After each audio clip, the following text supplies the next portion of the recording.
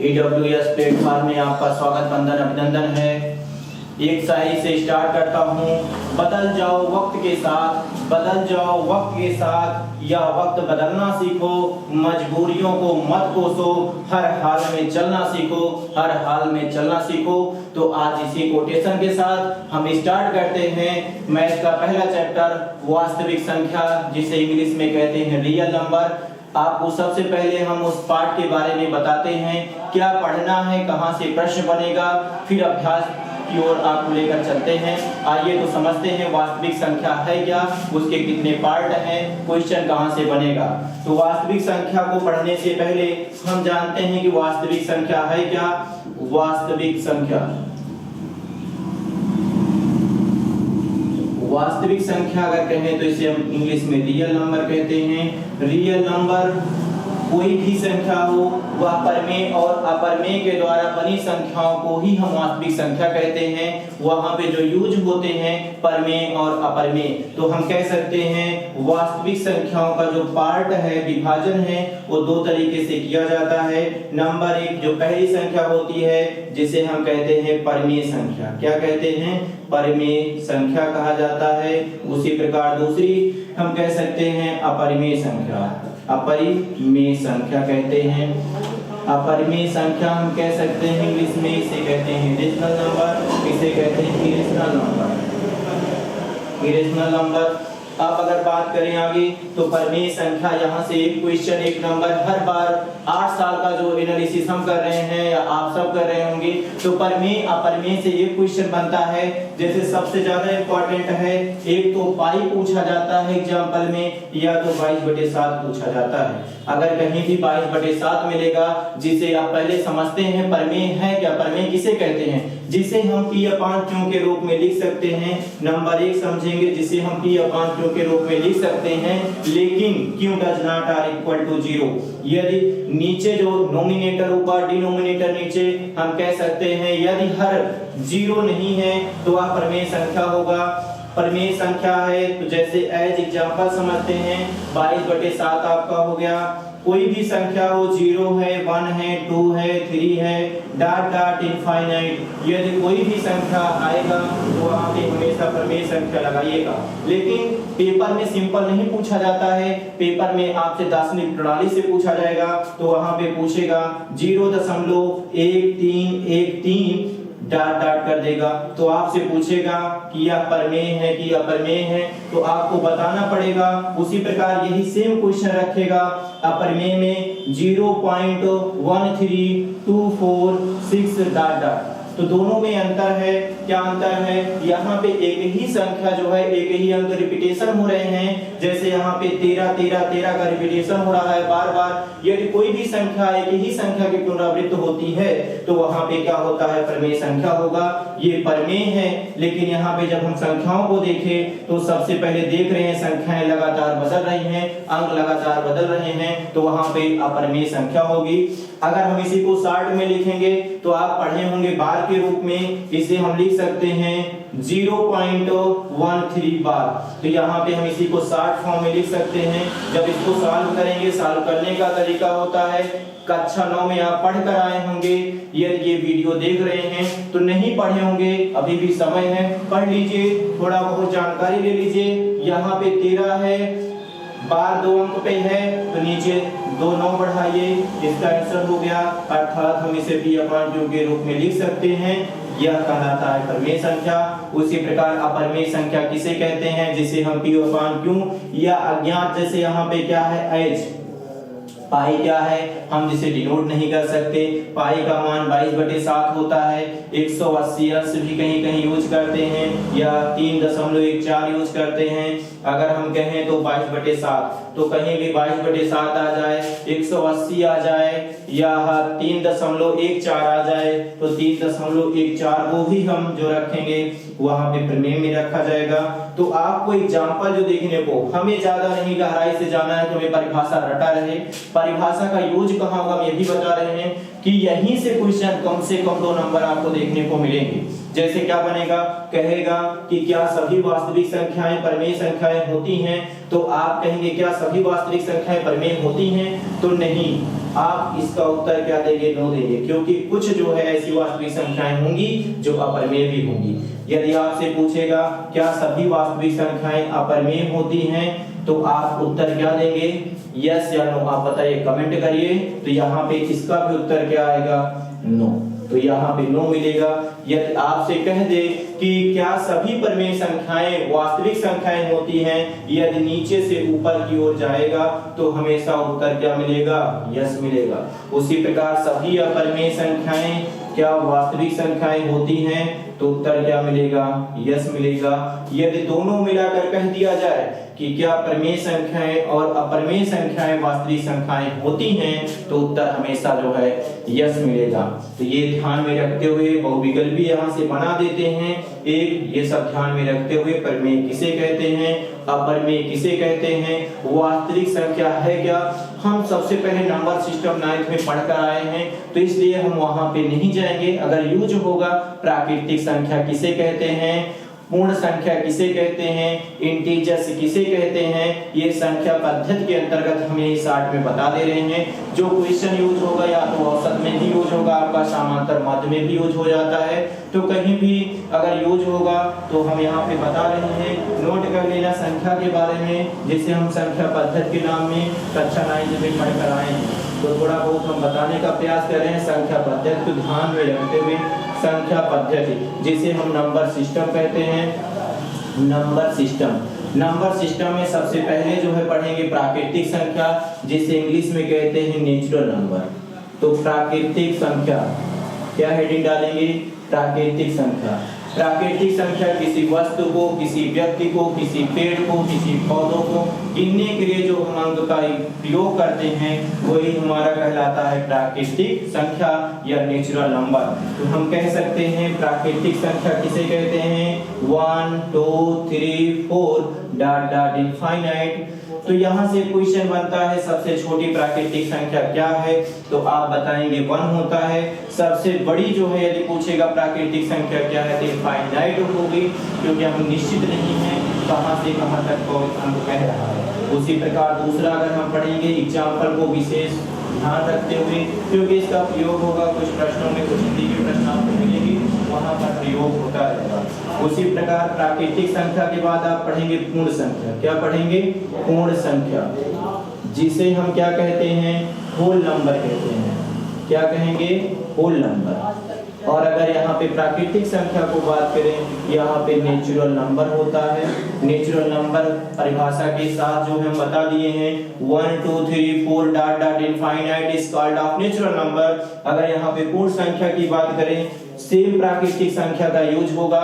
यहाँ पे एक अंक बढ़ जाएगा 0 1 2 3 4 डॉट डॉट इनफाइनाइट। अर्थात दोनों में अंतर क्या है?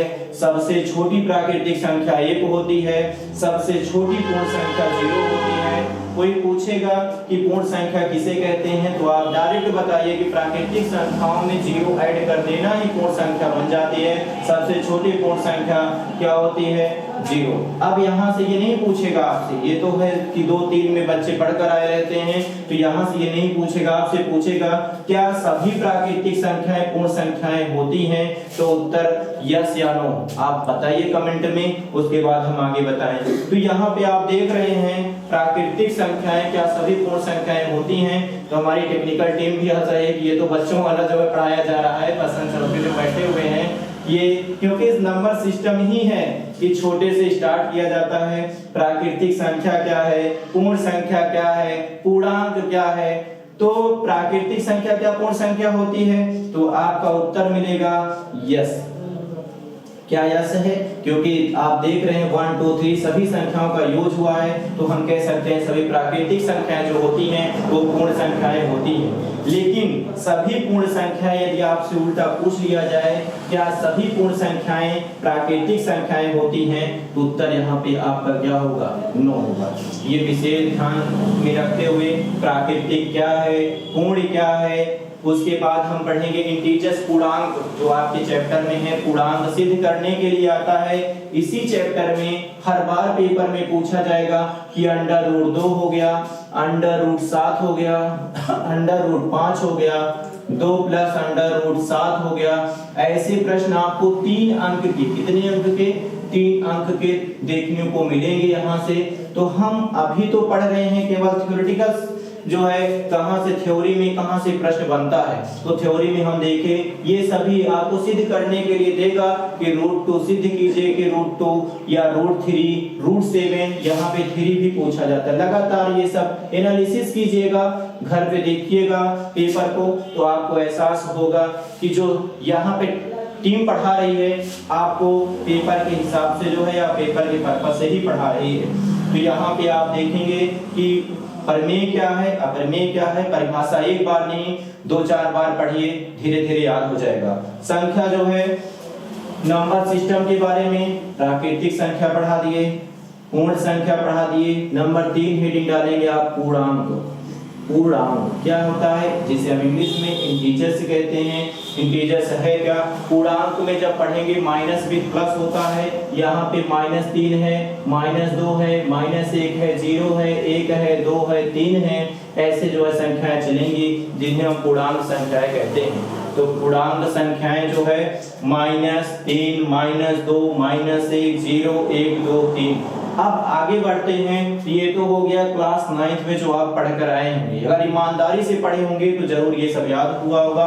अगर नहीं भी याद हुआ है तो हम सब पिछला भी क्लास जो है लेकर चल रहे हैं कि प्राकृतिक क्या है, पूर्ण क्या है, पूर्णांक क्या है। तो आगे चल रहे हैं, इरेज कर दें। अब आगे पढ़ते हैं तो आभाज्य संख्याओं के बारे में, जहां से क्वेश्चन बनता है आभाज्य संख्या, जिसे इंग्लिश में कहते हैं प्राइम नंबर। सबसे जो है इंपॉर्टेंट आपके लिए है आभाज्य संख्या। आभाज्य संख्या अच्छे से याद कर लेना। आभाज्य संख्याओं से एक प्रश्न देखने को अवश्य मिलेगा। आभाज्य संख्या क्या है, प्राइम नंबर क्या है, डिफिनीशन आपसे नहीं पूछेगा, डायरेक्ट पूछेगा। सबसे छोटी सम आभाज्य संख्या, सबसे छोटी विषम आभाज्य संख्या, सबसे छोटी जो है प्राइम नंबर बताइए। तो इस प्रकार प्रश्न पूछेगा आपसे। तो जैसे हम बता दें, सबसे पहले आभाज्य संख्याएं वही संख्याएं होती हैं जो स्वयं से विभाजित होती हैं, इटसेल्फ होती हैं। हमेशा इनके 2 फैक्टर होते हैं, एक तो वह संख्या स्वयं होती है और दूसरा जो है 1 होता है, क्योंकि 1 से गुणा करने पर, मल्टीप्लाई करने पर कोई भी प्रभाव नहीं पड़ता है। तो जैसे अब यहाँ पे बात करें तो सबसे छोटी आभाज्य संख्या केवल एक ऐसी आभाज्य संख्या जो सम पढ़ती है, बाकी जो भी संख्याएं आएंगी विषम आएंगी। तो 2 सबसे छोटी समाभाज्य संख्या भी है और सबसे छोटी आभाज्य संख्या भी है, ये नोट कर लेना। यहाँ से 2 प्रश्न पूछ सकता है। सबसे छोटी आभाज्य संख्या है, बच्चे उलझे रहते हैं कि सबसे छोटी आभाज्य संख्या 2 है कि 3 है।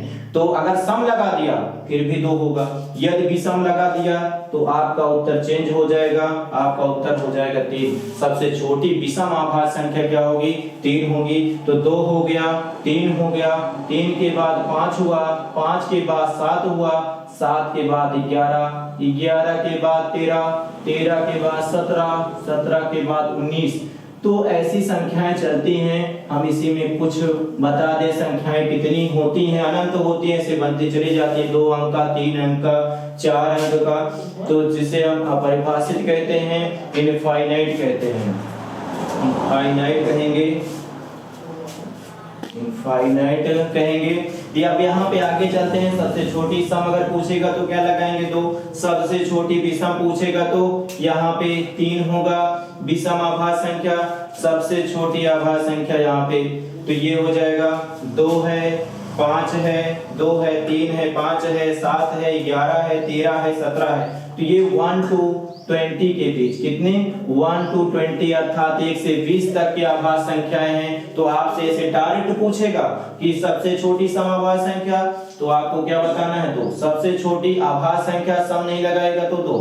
सबसे छोटी विषम आभाज्य संख्या 3। आपसे ऐसे भी प्रश्न पूछे गए हैं कई बार, 1 से 20 तक कितनी आभाज्य संख्याएं होती हैं। तो हम कुछ याद करा दे रहे हैं, आपको याद कर लेना है। 1 to 20 के बीच यदि पूछेगा तो काउंट करिए, 1 2 3 4 5 6 7 8 कितने होते हैं। 1 से 20 तक जो आभाज्य संख्याएं होती हैं 8 होती हैं। फिर उसके बाद 1 से लेकर 50 तक भी पूछी गई हैं। 1 से 50 तक जो है 15 होती हैं। उसी प्रकार 50 से लेकर 50 टू 100 के बीच पूछी गई तो यहाँ पे 10 होता है। ये भी काउंट कर लेना। यदि टोटल पूछ लिया 1 टू 100 के बीच कितनी आभाज्य संख्याएं होती हैं, टोटल 25 हो गया। तो ये हमेशा याद रहना चाहिए और संख्याओं को कोशिश कीजिए कि 25 पूरा याद रहे, क्योंकि कभी कभी प्रश्नों में हम देखे हैं कि यहाँ पे 20 से 60 20 टू 60 के बीच में भी पूछा गया है, 20 टू 40 के बीच में पूछा गया है। तो कहीं भी कंफ्यूजन ना हो, आपको जो है 25 संख्याओं को रट लेना है, समझ लेना है कि अभाज्य संख्याएं क्या हैं। हम परिभाषा बता दिए हैं। कुछ आपका HW होगा, HW में ये है कि आप सब 25 संख्याओं को अगले क्लास में याद करके आएंगे। तो ये हो गई जो है अभाज्य संख्या। यहाँ से 1 से 2 नंबर भी देखने को मिल सकते हैं। समांतर श्रेणी को चाहे पढ़ेंगे, चाहे आप पढ़िए समांतर माध्य पढ़ेंगे, तो हमेशा ये सब आपके दैनिक अन्य चैप्टर में भी यूज होगा। ये विशेष ध्यान देना है। अभाज्य संख्या एक इसी के साथ हम बता दे रहे हैं सम अभाज्य संख्या। क्या बता दे रहे हैं? सम अभाज्य संख्या इरेज कर दे रहे हैं। तो सम अभाज्य संख्या यहीं पे समझ लेते हैं। सम अभाज्य संख्या क्या है? जिनका हमेशा जो है HCF जो है आप कहिएगा एक आता है, वो जो है सभाज्य होते हैं। ये भी प्रश्न आप नोट कर लेना, लगभग 99% श्योर है कि यहाँ से प्रश्न आएगा। सभाज्य क्या लिखेंगे? सभाज्य रहेगा तो सेम सभाज्य संख्या, सभाज्य संख्या जिसे हम इंग्लिश में कहें तो कोप्राइम कह सकते हैं। तो सभाज्य संख्या किसे कहते हैं? तो हम बता दे रहे हैं, जैसे 3, 5 हुआ, यहाँ पे 3, 5 हुआ, 5, 7 हुआ, जिनका HCF जो है क्या हो? HCF जो है ऐसे डायरेक्ट याद किए रहे, HCF क्या हो? 1 हो, उसे हम कहते हैं सभाज्य संख्या। 4 ऑप्शन दिया रहेगा आपको, जैसे यहाँ पे 4, 12 दे दे। हमें पता है कि 12 के गुणनखंड में 4 गुणे 3 लिख सकते हैं, तो कॉमन ना आए, जिसमें कॉमन फैक्टर केवल 1 ही है। जैसे यहाँ पे हमें पता है कि इसमें 1 होगा, दोनों अभाज्य संख्याएं हैं। तो इस प्रकार जो है प्रश्न को हमेशा अगर अभाज्य संख्या याद है तो आप हमेशा सभाज्य को भी पकड़ लेंगे। तो 1 नंबर यहाँ से एनालिसिस कर लेना। पेपर को उठाइए, चाहे आप UPMSP पे देखिए, वेबसाइट है UPMSP पे जाइए और आपका वहां पे पेपर है। पेपर को जो है एनालिसिस करते रहिए, क्योंकि अब पेपर की तैयारी करने का ज्यादा समय नहीं बचा है, मात्र 3 महीना बचा हुआ है। अपने को जितना भी आप कर सकते हैं अपने मेहनत जो है करते रहिए, क्योंकि मेहनत ही है रंग लाएगी एक दिन जब रिजल्ट आएगा। रिजल्ट सबसे पहले पड़ोसी जो है पूछते हैं, आपके रिश्तेदार पूछते हैं, नात बात पूछेंगे, मम्मी पापा तो बाद में पूछते हैं कि रिजल्ट कितना बना। पता लगा पड़ोसी का ज्यादा बन गया और अपना कम बन गया, तो ये भी जो है माँ बाप के लिए थोड़ा दुख होता है कि इतने दिन पढ़े हमारे बच्चे कैसे कम बना। तो हम यह जो है कोशिश कर रहे हैं, आप इस प्लेटफॉर्म से जुड़िए, EWS प्लेटफॉर्म। मैं वादा करता हूँ मैथ में एक भी क्वेश्चन ऐसा नहीं होगा जो पढ़ाएंगे बाहर जाएगा। तो आप सब जोड़ने का प्रयास कीजिए। जो भी गार्जियन देख रहे हैं उनसे भी अनुरोध है कि आप प्रतापगढ़ की धरती से क्लास लिया जा रहा है, धीरे धीरे कोशिश किया जा रहा है हमारी टीम के द्वारा कि यह जो है डिजिटल बोर्ड आए, क्योंकि लिखने में जो समय जाता है समय बचेगा। डिजिटल बोर्ड में एक खासियत होती है कि टाइम को बचाएगा और हम सब तेजी से पढ़ेंगे।